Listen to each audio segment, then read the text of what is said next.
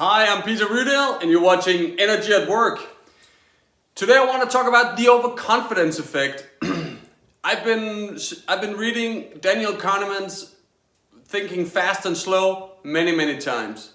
It's very interesting work he's done on psychology and decision-making processes, and I think really where his science comes to life is when we implement that in the real world, in real life.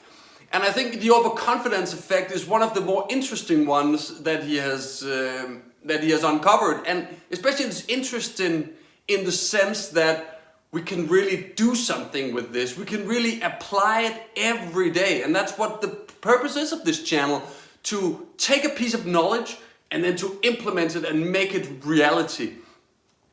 So what I think about the overconfidence effect is it's really interesting what he uncovers, that how we as a species, as Homo sapiens, we overestimate our own abilities and we underestimate price, costs, time that something will take to do. We see it everywhere. Government projects, mega projects, everything from building bridges, tunnels, roads, the tallest building in the world. Right now in Riyadh, they're building the Kingdom Tower, many years delayed already. And so we overestimate everything, and we underestimate how we overestimate ourselves, and we underestimate everything outside ourselves. And that's why projects get to look so perfect on paper, and when they will become executed, they're a huge disaster, or at least they don't anywhere stick to time or budget. And that is a problem in business, because if you have signed off on something, you will end up looking like you have no control, or that you're a naive idealist.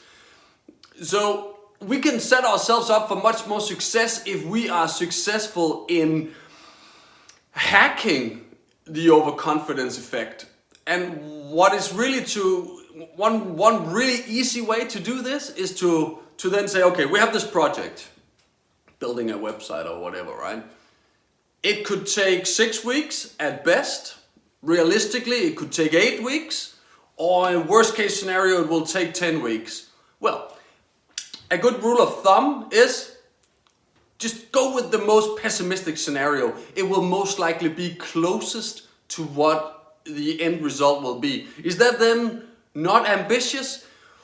Perhaps it seems less ambitious than saying, no, we can do it in 6 weeks. But then imagine in 6 weeks' time, you are not done. Very likely you're not done. In many cases, the best case scenario will never happen, because while the 6 weeks, other projects come in, Corona comes in, you have to work from home, somebody new gets employed and you need to train them. A lot of things happen that we have not taken into consideration when making the best case scenario.